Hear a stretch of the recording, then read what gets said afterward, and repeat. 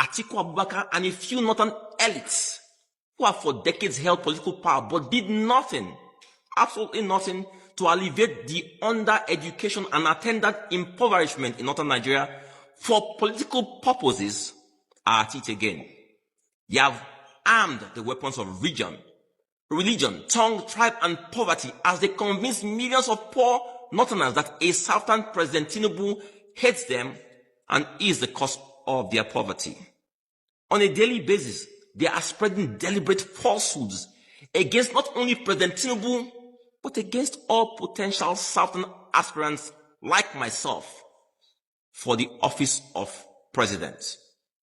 Peter Obi has been told in very clear terms that he will never get northern votes as an Igbo man, and as such, he should accept to be Atiku's running mate.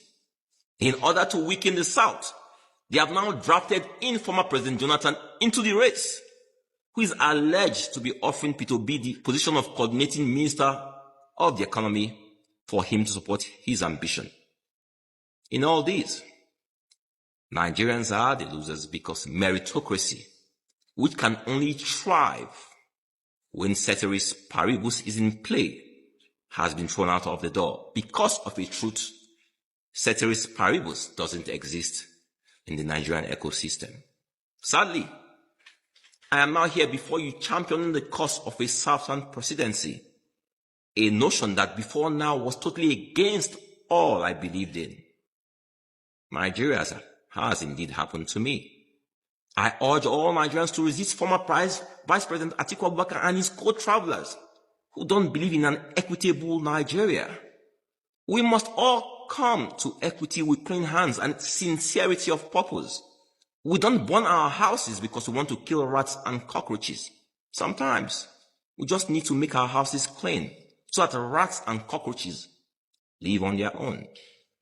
My earnest prayer is that Nigeria will soon work for every one of us. Then the labor and others will say, first of all, we want transportation. We imported thousands of buses in this country, if you recall, to make sure that there is transportation for everybody. They name a number of requirements, which we met before we made a slight increase. And nobody felt it.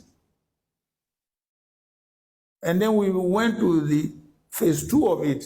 We did it successfully. But here, today, somebody who claims he knows it all better than it, you come, you slam, subsidy removal at once, 100%, then you have sent everybody into poverty. Yes, sir. There is no country that does not subsidize the standard of living of its citizens. No country in this world. None. The richest and the most powerful country, they subsidize. So, I totally disagree with this government in the manner they implemented the subsidy removal. Very, very heartless, very inhuman, very wicked. Very wicked. And we have found ourselves.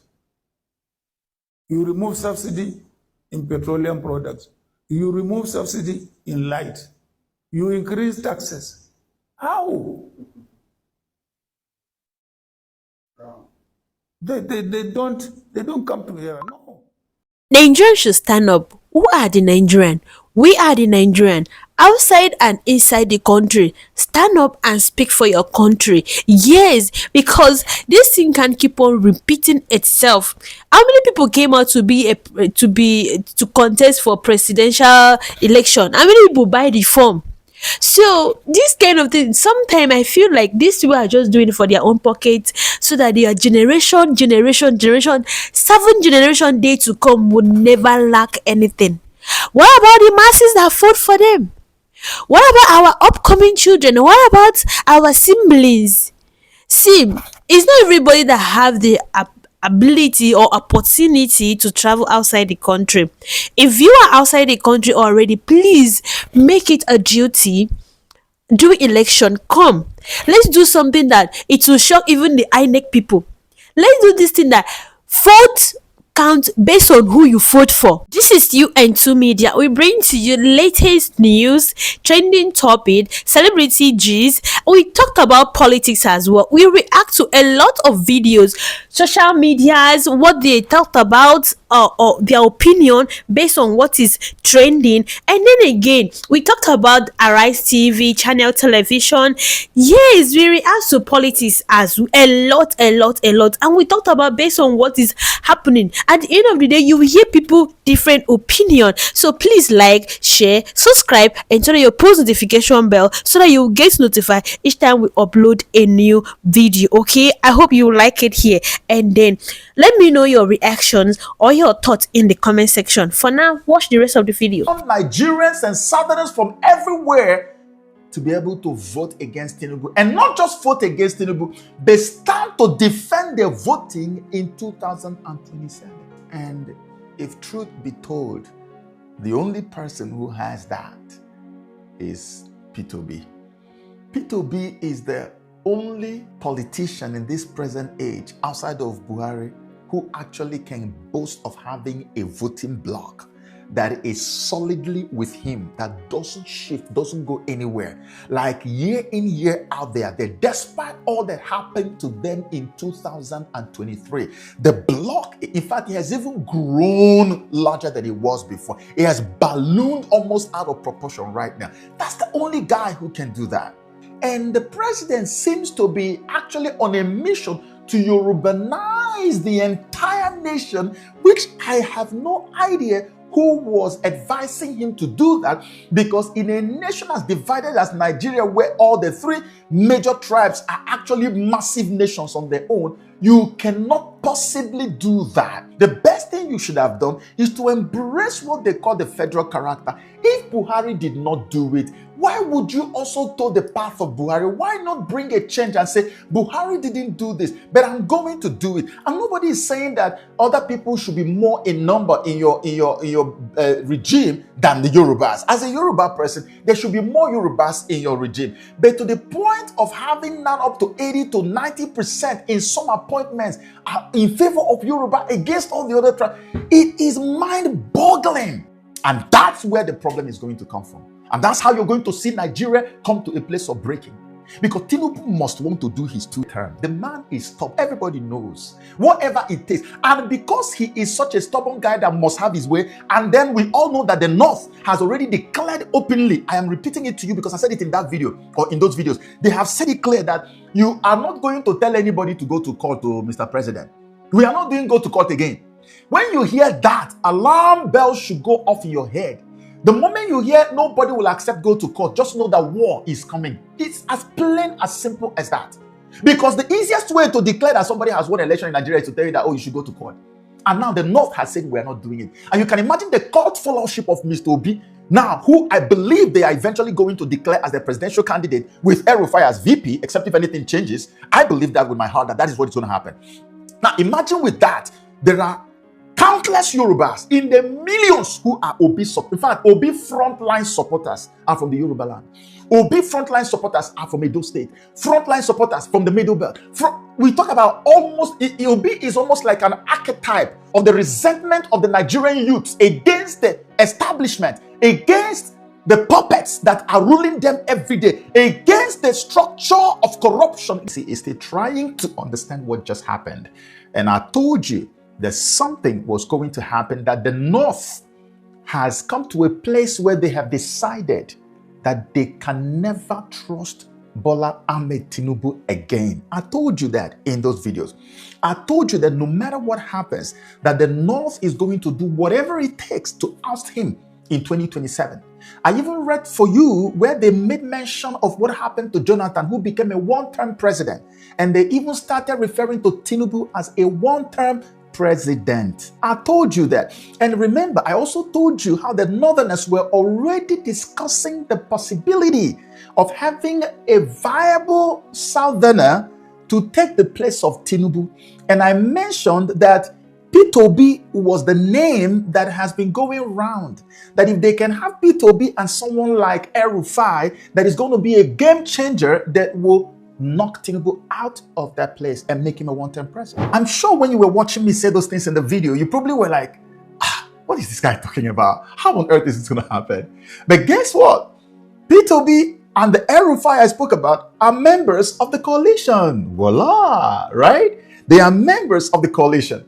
And just recently, El-Rufai's son made a post saying that, this could have been a very good time for Atiku, who probably thinks that his time has finally come.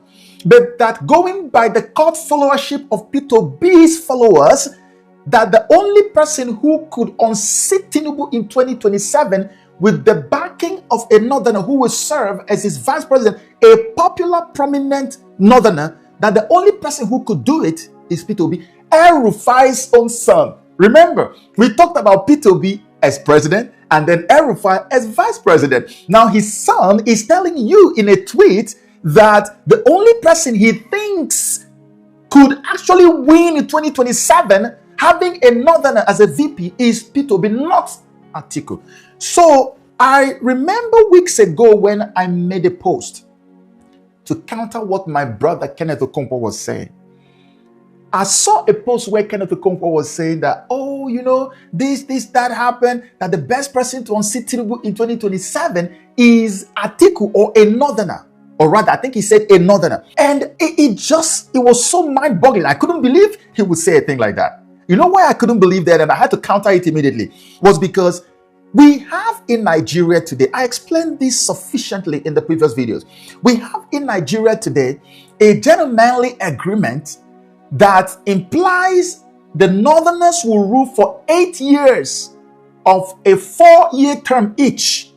And then after that, the southerners will take the same turn and do their own 8 years. So when Buhari, who is a northerner, took over power, we knew that there was nothing a southerner could do within the next 8 years, that it would either be Buhari finishing the 8 years, or maybe he does one term and another northerner will now come and do the second term of 4 years. But of course, incidentally, Buhari finished all his 8-year term. Now is the time for the southerners. It is Tinubu, who is from the south, that is taking the turn of the southerners. And that turn implies that we have 8 whole years to go. Tinubu has only done just 2 years. He has 2 more to go, and then he's now going to go into the second term of 4 years. So there is nothing anybody, because since 1999, this has subsisted. It has remained. Nobody has changed it. It could actually cause war if anybody tries to alter this arrangement. That's how serious it is. So I was wondering how anybody in their right senses will get up and say, hey, the only way to take Tinubu out of power or to make him a one-term president is by getting another northerner to come and compete with him from the opposition, ADC. That is absolutely ludicrous. It is impossible. Because the moment that happens, the first sentiment that is going to become very prominent in the South is that, the Northerners actually do think that they are the owners of this country.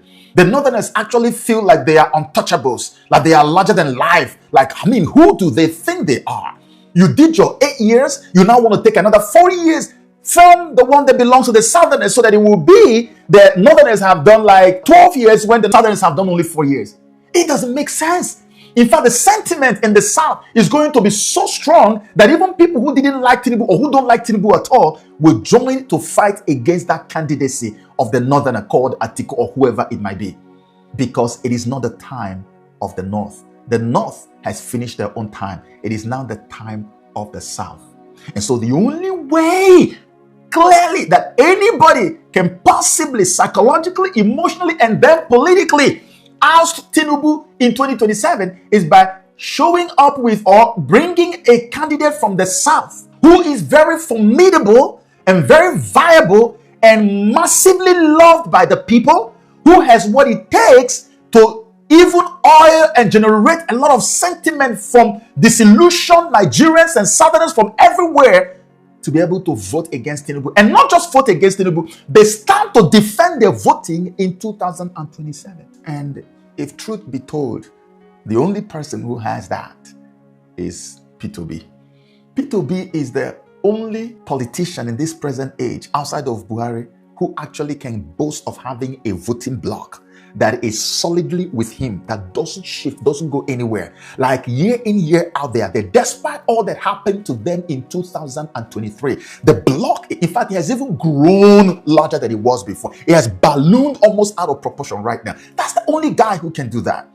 And the Northerners know this, because to them, Tinubu's continued presidency is an existential threat to the North. If the North is complaining so bitterly about Tinubu now, imagine what they think about him coming for the second term. In their minds, they believe that Tinubu's second term means that the North is going to be wiped out, the North is going to end, all the legacies are going to end, everything about them is going to be finished, everything about them will be over. That's why recently, the Tinubu's camp was celebrating. They were all over the media, rejoicing over the possibility of having a so-called strong northerner in the person of Kwankwaso to come into the APC camp, so that they can actually host somebody. They say, oh, this one is a part of the APC, so we can use him to win a lot of northerners to ourselves, during 2027. And so when the rumor was gaining a lot of strength, we started following it. And then it turned out that Kwankwaso actually was invited, and he had some what we call closed door meetings. Nigerian politicians do that a lot. Closed door meeting with the president. And after that, everybody was expecting for Kwankwaso to come out and then make a public statement and say, hey, I'm now with the president and the APC, and anybody who's against the president, the person needs to have their heads checked. And that's what everybody was expecting. And then all of a sudden, what we saw from Kwankwaso was now berating the president and his regime, saying that they have taken the North for granted, that they have abandoned and ignored the North, and that all the program that they're doing, all the developmental strides that he's claiming to do, that the North is left out of it. Can you imagine someone who was supposed to have gone to have a closed door meeting with the president on how to join forces with the president to win Northern votes? Now comes out, the first statement he makes publicly is to berate the president. Tells you how the Northerners feel about President Tinubu's regime. Because as far as they're concerned, this regime is going to destroy them. And the biggest problem too is that even the president's southern bloc is shaky. The reason it is shaky is that the president's appointments, if for instance the president came to power and said, okay, we are going to make this a north and south thing, so that I can pull all the southerners with me, and then we go to war with the northerners and we're going to defeat them, all right? It would have been a different thing. But the president, rather than southernizing his regime, he's Yorubanizing his regime. He has made appointments that are almost 80-2 in favor of the Yorubas. So even the southerners who are supposed to be defending him are not defending him. They are siding with the northerners because they're saying, this man, on what basis should I defend him? Look at all his appointments. How many people from my tribe are in that government? How many people from my tribe were made ministers? How many people from Nigeria is a grossly divided nation. We have close to 500 ethnic groups in Nigeria. But there are three that are the most prominent ones: the Igbo, the Hausa, and the Yoruba. And the president seems to be actually on a mission to Yorubanize the entire nation, which I have no idea who was advising him to do that, because in a nation as divided as Nigeria, where all the three major tribes are actually massive nations on their own, you cannot possibly do that. The best thing you should have done is to embrace what they call the federal character. If Buhari did not do it, why would you also tow the path of Buhari? Why not bring a change and say, Buhari didn't do this, but I'm going to do it? And nobody is saying that other people should be more in number in your regime than the Yorubas. As a Yoruba person, there should be more Yorubas in your regime. But to the point of having now up to 80-90% in some appointments in favor of Yoruba against all the other tribes, it is mind-boggling. And this is why even in the South, the president has no support. And when I say even in the South, I'm not talking about other parts of the South, like maybe Southeast and South-South. I'm talking even his own Southwest. A lot of Yorubas are very angry, very irate, and even disillusioned by what they see this man doing, because it is placing the Yorubas in a serious danger. I saw a video. I don't know if I will still be able to gain access to that. I don't know where that video is now. But I was at an event and somebody sent me the video. I was watching it. It was a Yoruba man who was very frantic. He was so frantic, screaming, saying, what is going on? That these northerners hate us so much. Can you imagine if power goes back to them? When power gets back to them, imagine what will happen to the Yorubas. So you see, from that man's video, you can tell the palpable fear that now permeates the entire Yoruba region. What the president is doing is that he is now setting the Yorubas up for serious backlash when other people who might be at loggerheads with them will come to, and I bet you it's not going to be an Obi or an Igbo man who is going to come and say, let's take it out on the Yorubas, what they have done to us and all of that. No, it's probably going to be when the Northerners finally come to power, when Obi hands power over to them after 4 years. That's probably when Yorubas are going to begin to hear the sound of very ugly sounding music. Because these guys will now decide, we are going to show Tinubu's people what they did to us, we will double it and do it to them. That's a possibility. That's a strong possibility. That's why you should never ever, when you have an opportunity, because you know you cannot lord it over everybody in a country like Nigeria, so you should tread cautiously. But the president doesn't seem to be treading cautiously. He's just doing his thing. It's like him and his Lagos gang go over to Abuja and they want to make sure everything is Yorubanized. You put your people in serious danger. Now, how do you avert the danger that is ahead, Mr. President? What I see is that the only way he could do that now is like what I predicted in those videos, my Road to 2027 video. I said it clearly that the only way this man might probably avert this, and the Tinubu that I know, that everybody else knows, is a tough cookie. The only way he might want to avert this is to say, you know what? If I am not getting my second term in office, we'll end it all. And ending it all means that we are going to end the union called Nigeria. And everybody will go their separate ways. Because the fear of him leaving the Yorubas under a regime that is not Yoruba, after what he has done within these 4 years that is about to finish, is going to be so strong that he wouldn't know how to do that. If you give him another 4 years, maybe he would have incapacitated all the structures that would have been able to attack the Yorubas when other people take over power. Maybe he would have put things in place that will make sure that the Yorubas are already too formidable that nobody can do anything. But now, with just 1 term in office, it will be too early for anybody in the Yoruba land to say that they can defend themselves against what is coming. So Tinubu will say, for me to leave my people vulnerable, it is impossible. We are going to have to do what? Break it all. It's either I have it or nobody else has it. And that's where the problem is going to come from. And that's how you're going to see Nigeria come to a place of breaking. Because Tinubu must want to do his 2 terms. The man is stubborn. Everybody knows. Whatever it takes. And because he is such a stubborn guy that must have his way, and then we all know that the North has already declared openly, I am repeating it to you because I said it in that video, or in those videos, they have said it clear that you are not going to tell anybody to go to court, to Mr. President. We are not doing go to court again. When you hear that, alarm bells should go off in your head. The moment you hear nobody will accept go to court, just know that war is coming. It's as plain, as simple as that. Because the easiest way to declare that somebody has won an election in Nigeria is to tell you that, oh, you should go to court. And now the North has said we're not doing it. And you can imagine the cult followership of Mr. Obi, now, who I believe they are eventually going to declare as the presidential candidate with El-Rufai as VP, except if anything changes. I believe that with my heart that is what is going to happen. Now, imagine with that, there are countless Yorubas in the millions who are Obi support. In fact, Obi frontline supporters are from the Yoruba land. Obi frontline supporters are from Edo State. Frontline supporters from the Middle Belt.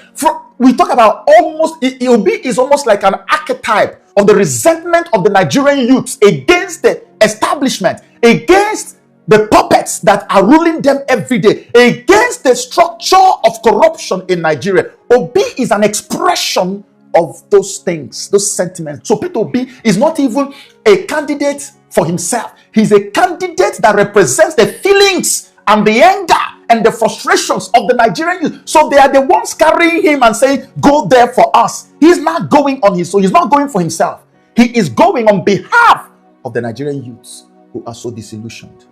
Look at, just recently, we saw Nigerian Bureau of Statistics came up with the fact that about 600 and something thousand people have been killed within 1 year in Nigeria.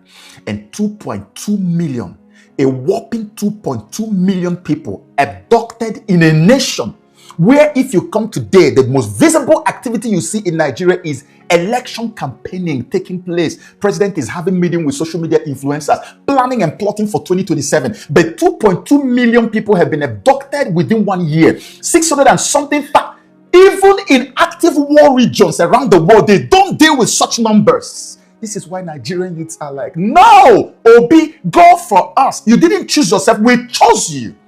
That's why his followership cuts across every region in the country. So imagine that level of followership plus the North now facing Tinubu. Do you think he stands a chance? Let's tell ourselves the truth. He doesn't. But do you think he's going to accept his fate? No, it will be difficult for him to swallow that.